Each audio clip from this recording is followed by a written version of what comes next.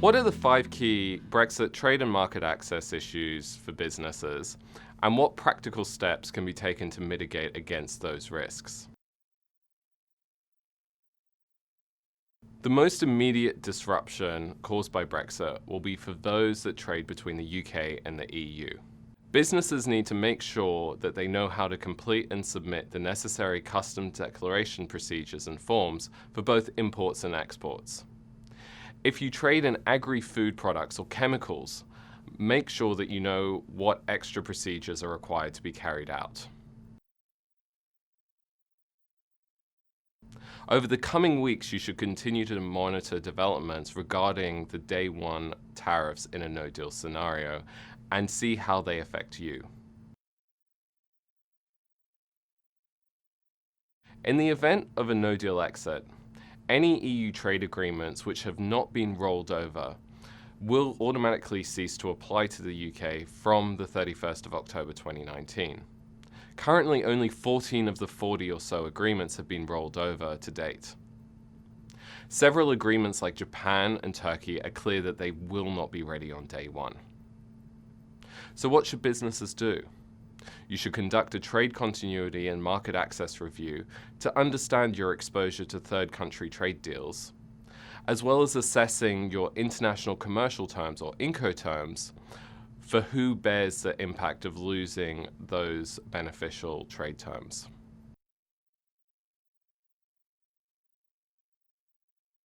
So it's not all about goods trade. In addition to UK traders potentially losing access to preferential tariffs, there's also services market access and public procurement opportunities which need to be considered.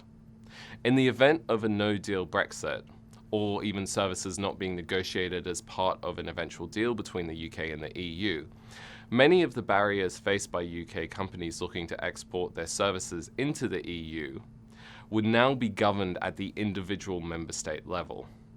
And there's huge variation between EU countries. It's often hard to discuss the barriers that UK businesses face when exporting their services, because services trade barriers can take many different forms. From restrictions on people moving across borders to deliver projects, through to specific requirements when establish a commercial presence overseas.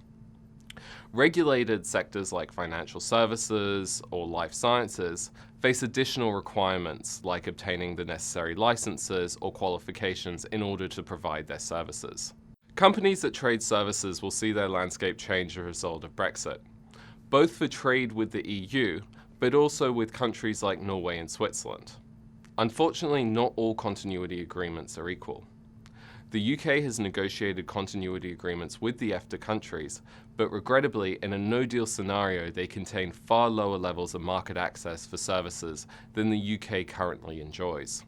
Businesses should look to understand what rules and regulations could change.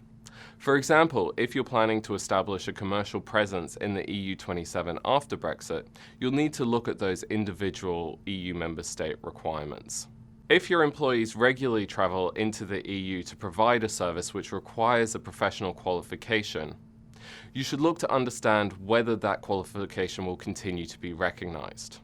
On the UK side, an essential part of your people Brexit planning should include looking at settled status and other immigration elements for your workforce.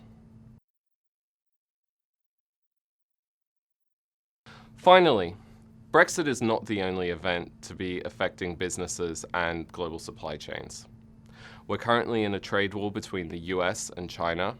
We have increasing tensions between the US and the EU over long-standing subsidy disputes over commercial aeroplanes, as well as rising tensions between Japan and Korea. That means there's a lot of hurdles that companies are having to deal with at the moment.